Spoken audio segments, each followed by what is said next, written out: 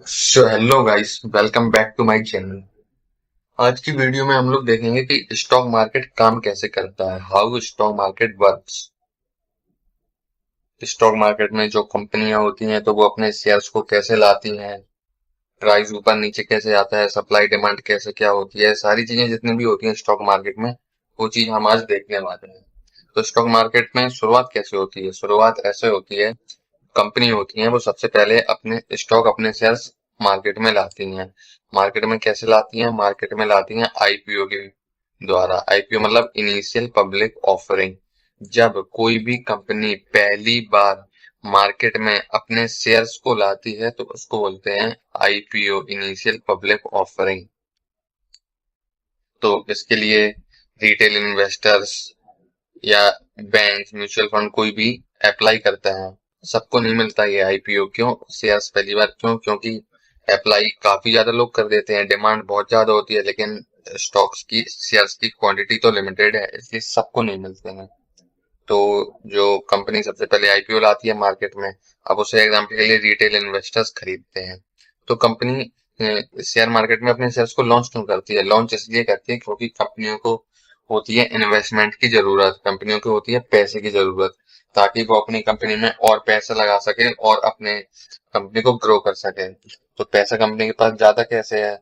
जब कोई भी रिटेल इन्वेस्टर या कोई भी इंस्टीट्यूट उस आईपीओ को खरीदती है, उन शेयर को खरीदती है, तो जितने अमाउंट में वो शेयर खरीद रही है, एग्जाम्पल के लिए 10,000, 15,000, 20,000, तो वो उतना पैसा कंपनी के पास चला जाता है और बदले में उतनी अमाउंट का शेयर, जितनी वैल्यू बन रही है उतना शेयर उसको, रिटेल इन्वेस्टर को या इंस्टीट्यूट जो भी है उसे मिल जाता है आईपीओ के फॉर्म में।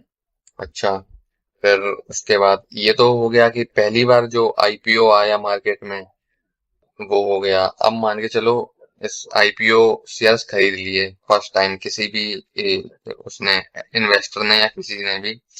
अब फिर क्या होता है? अब जो आईपीओ के बाद जो बाइंग और सेलिंग होती है मार्केट में, वो डायरेक्ट कंपनी से नहीं होती, वो किससे होती है? वो होती है इन्वेस्टर टू इन्वेस्टर। मान के चलो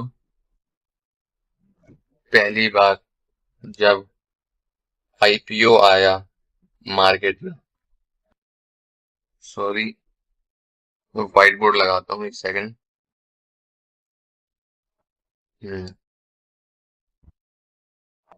जब पहली बार कंपनी अपने आईपीओ को लॉन्च करती है, ये कंपनी है,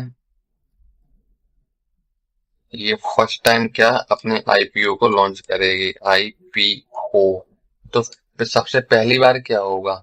जो शेयर्स की ट्रांजैक्शन होगी वो किसके बीच में होगी? वो डायरेक्ट कंपनी से किसके बीच में? इन्वेस्टर के बीच में होगी। कंपनी से डायरेक्ट इन्वेस्टर्स के बीच में।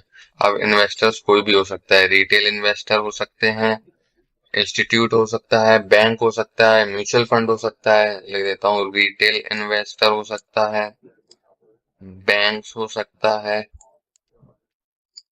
म्यूचुअल फंड्स हो सकता है, कोई भी हो सकता है। म्यूचुअल फंड्स,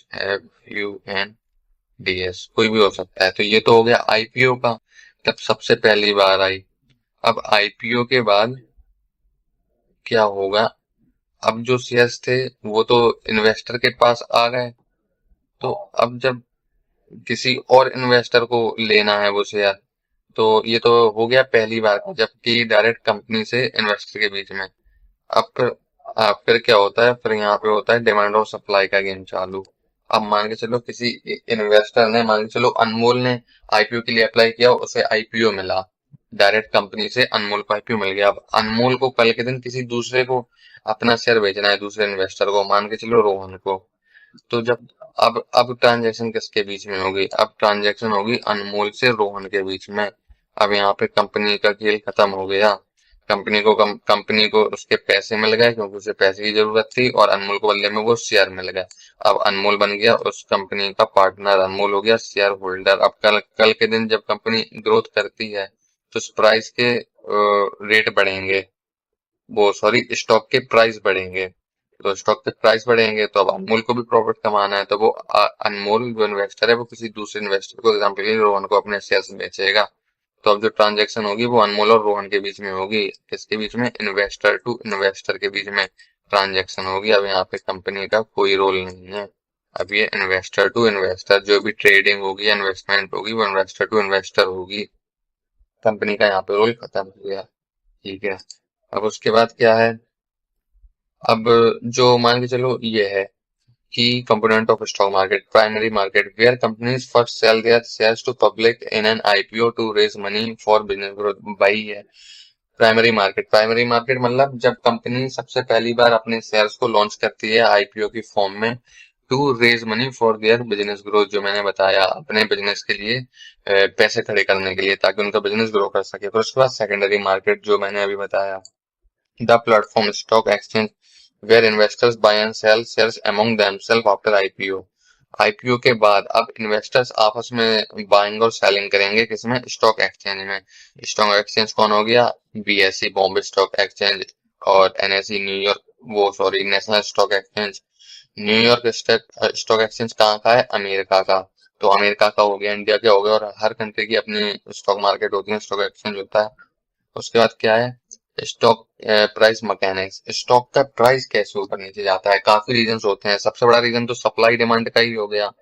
अगर मान के चलो स्टॉक मार्केट में कोई शेयर है, कोई कंपनी है, अच्छी कंपनी है, टाटा है, इन्फोसिस है, एलएनटी है, विप्रो है, कोई भी है, तो सप्लाई डिमांड का खेल है। मान के चलो कोई शेयर है, उसकी मार्केट में डिमांड बहुत ज्यादा है, हर कोई खरीदना चाह रहा है कि ये शेयर मुझे मिल जाए, मुझे मिल जाए, पर सप्लाई तो लिमिटेड है ना। तो जब सप्लाई लिमिटेड है, डिमांड ज्यादा है, हर कोई खरीदना चाह रहा है, तो वो उसका प्राइस तो ऑटोमेटिक ऊपर जाएगा ही, क्योंकि सप्लाई लिमिटेड है, डिमांड हर कोई खरीदना चाह रहा है, तो प्राइस ऊपर जाएगा। अब मान के चलो कोई ऐसा नॉर्मल सा स्टॉक है, उसकी कोई मतलब सप्लाई तो अच्छी खासी है, पर अच्छी कंपनी नहीं है, कोई उसे खरीदना नहीं चाह रहा, तो क्या है, उसका प्राइस बढ़ेगा नहीं, नीचे ही रहेगा, नीचे जाएगा उसका प्राइस। और भी काफी चीजें होती हैं, जैसे कि कंपनी कैसा परफॉर्म कर रही है। अब मान के चलो कोई कंपनी है बहुत अच्छा परफॉर्म कर रही है, कंपनी परफॉर्मेंस, कोई कंपनी है बहुत अच्छा परफॉर्म कर रही है, हर एक चीज उसकी अच्छी है, तो इन्वेस्टर क्या सोचेंगे, अरे ये कंपनी तो काफी ग्रोथ कर रही है, अच्छा परफॉर्म कर रही है, चलो इसमें इन्वेस्ट करो। तो जब उसमें इन्वेस्टमेंट ज्यादा आएगी, पैसे ज्यादा लगेंगे, तो अपने आप उसका प्राइस ऊपर जाएगा। इकोनॉमिक फैक्टर्स होते हैं, इन्वेस्टर के सेंटिमेंट होते हैं। इकोनॉमिक फैक्टर्स मतलब कोई न्यूज वगैरह आ गई, वॉर हो गया तो मार्केट क्रैश करता है, कुछ और न्यूज आ गई, और मान के चलो कि कोई मतलब शेयर्स हैं, मान के चलो अपने मेडिकल के कुछ शेयर्स हैं, मान के चलो हॉस्पिटल के लिए, या कैसी भी एक नेगेटिव न्यूज आ गई, तो उनके शेयर्स नीचे गिरेंगे। और भाई फिर सप्लाई और डिमांड का गेम होता है, इन्वेस्टर में फियर ग्रीड होती है, कभी लालच आता है, कभी डर, उसके हिसाब से। फिर मार्केट पार्टिसिपेंट, स्टॉक मार्केट में कि मतलब कौन होता है, कौन लोग ट्रेड इन्वेस्टर होते हैं। तो सबसे पहले तो रिटेल इन्वेस्टर्स हो गए, हमारे आपके जैसे आम लोग जो शेयर्स खरीदते हैं बेचते हैं। इंस्टीट्यूशन हो गई, बड़ी institution, high net worth individual, HNI, banks करते हैं। म्यूचुअल फंड्स होते हैं, म्यूचुअल फंड्स भी शेयर खरीदते हैं अपनी स्कीम्स के लिए। ट्रेडर्स, इन्वेस्टर, वही हो गया। फिर इंटरमीडिएटरीज क्या होता है, broker act as intermediaries. Brokers जैसे कि जिसमें हम लोग अपना डीमेंट अकाउंट बनाते हैं, जैसे ग्रो हो गया, एंजल वन हो गया, ये सब ब्रोकर्स हो गए। ये ब्रोकर्स हो गए, ना कि एक्सचेंज। एक्सचेंज और ब्रोकर में डिफरेंस है। ब्रोकर के क्या हुआ, ब्रोकर जिसमें हम अपने ट्रेड प्लेस करते हैं। एग्जाम्पल के लिए आप जैसे नॉर्मल लैंग्वेज में बोल दो, ऐप, जो ऐप होते हैं हमारे ग्रो, एंजल वन वगैरह। और एक्सचेंज क्या हो गया, जहां पे हमारे ऑर्डर्स हैं, वो जाके मतलब एक्सचेंज पे एग्जीक्यूट होते हैं। एक्सचेंज वेरीफाई करता है कि हाँ इसका ऑर्डर है, और जो मतलब एक ऑर्डर से दूसरा ऑर्डर होना है, प्लेसमेंट होनी है, ये सब। अब रेगुलेट कौन करता है स्टॉक मार्केट को, तो हमारे इंडियन स्टॉक मार्केट को SEBI, securities and exchange board of India regulate करती है। हाउ ट्रेडिंग वर्क्स, ट्रेडिंग कैसे होती है, order placement. An investor place a buy और sell order through a broker, broker के द्वारा, वही जो बताया ऐप होते हैं, तो उसमें बाय या सेल का ऑर्डर प्लेस करता है। Matching, the exchange matches the highest bid buy price and the lowest seller price. जो अगर किसी को उस प्राइस पे बाय करना है, जैसे मान के चलो कोई शेयर है, और उसका प्राइस 1,000 चल रहा है, मान के चलो एग्जाम्पल के लिए SBI का शेयर है, उसका प्राइस 1,000 चल रहा है। अब किसी को 1,000 के प्राइस पे वो शेयर बाय करना है, किसी को 1,000 के प्राइस पर वो शेयर बाय करना है, तो कोई बेचने वाला भी तो होना चाहिए, तभी तो वो बाय करेगा। अगर कोई बेचने वाला ही नहीं होगा तो कोई खरीदेगा कैसे, या कोई खरीदने वाला ही नहीं होगा तो कोई बेचेगा कैसे। तो वही है कि मैचिंग होनी चाहिए। Settlement, the trade is executed, ownership is transferred and the shares are delivered to the investor demat account. Settlement होती है, सेटलमेंट का मतलब क्या, जो मैंने बताया कि एक इन्वेस्टर किसी दूसरे इन्वेस्टर को अपना शेयर बेच रहा है, या एक इन्वेस्टर किसी दूसरे इन्वेस्टर से अपना शेयर खरीद रहा है, तो वो क्या सेटलमेंट होगी। मान के चलो अनमोल ने अपना शेयर रोहन को बेचा, तो अभी तो वो शेयर अनमोल के नाम पे है ना, वो उस शेयर को ओन अनमोल करता है, उस शेयर का ओनर अनमोल है, क्योंकि अब उसने रोहन को बेच दिया। तो अब उस शेयर की ओनरशिप अनमोल से ट्रांसफर होकर रोहन के पास चली जाएगी। Ownership is transferred and the share is delivered to investor demat account. वो शेयर जो अनमोल के डीमैट अकाउंट में था, वो किसके डीमैट अकाउंट में आ जाएगा, रोहन के डीमैट अकाउंट में। ओके ठीक है। प्राइस, वो फैक्टर्स इन्फ्लुएंसिंग प्राइस, क्या फैक्टर्स होते हैं, वही कंपनी परफॉर्मेंस, कंपनी कैसा परफॉर्म कर रही है, अच्छा परफॉर्म कर रही है, बुरा परफॉर्म कर रही है, कैसा। इकोनॉमिक कंडीशन, इंटरेस्ट रेट्स, फिर इन्फ्लेशन, महंगाई, इकोनॉमिक ग्रोथ, और काफी चीजें, और जो बताया भी मैंने वॉर वगैरह, और भी काफी न्यूज आती रहती हैं। ट्रम्प पता नहीं क्या, और टैरिफ टैरिफ बढ़ाना, टैरिफ घटाना, और कितनी प्रकार की news. Market sentiments, investor fear and confidence, भाई कि इन्वेस्टर में फियर है, ग्रीड है, लालच है, सप्लाई डिमांड, बस यही सब।